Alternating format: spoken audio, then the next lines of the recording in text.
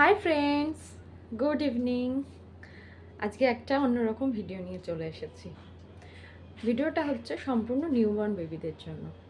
Newborn বেবিদের ক্ষেত্রে আমাদের প্রবলেম হয় কাঁথা কাপড় ধোয়া শুকানো, হ্যাঁ, কারণ ওরা বারবার টয়লেট করে পটি করে।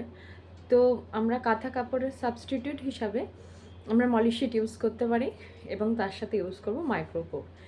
আচ্ছা, সেটা আমি তোমাদের দেখাচ্ছি।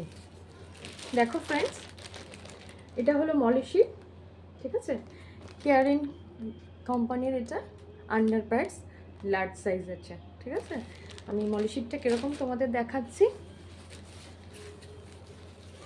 দেখো ফ্রেন্ড, মলিশিটটা হয় ঠিক এরকম, ঠিক আছে?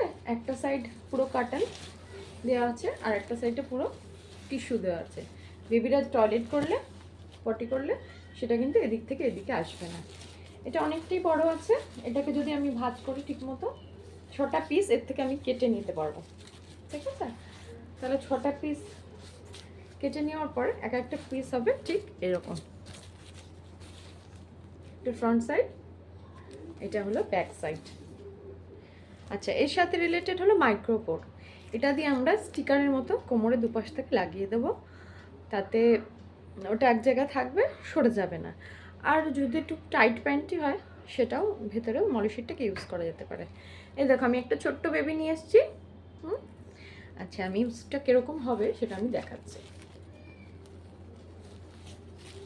এই যে বেবির ঠিক এরকম করে ধরলাম, ব্যাক সাইডটা কর্নারটা এরকমভাবে দিলাম, বেবির পায়ের ভেতর থেকে এরকম ঢুকিয়ে দিচ্ছি। আচ্ছা, এই সাইডটাকে টেনে দিচ্ছি, আবার কোমর থেকে এই সাইডটাকে দিয়ে দিচ্ছি।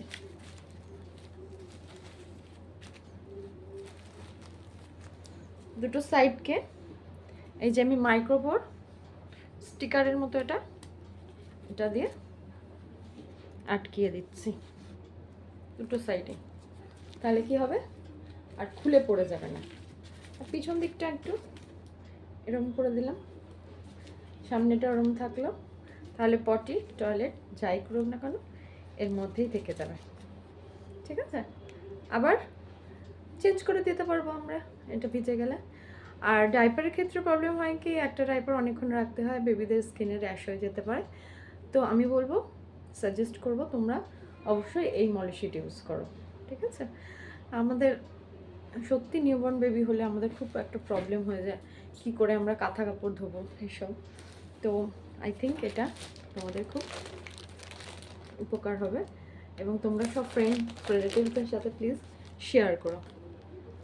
Tata friends, tata, by.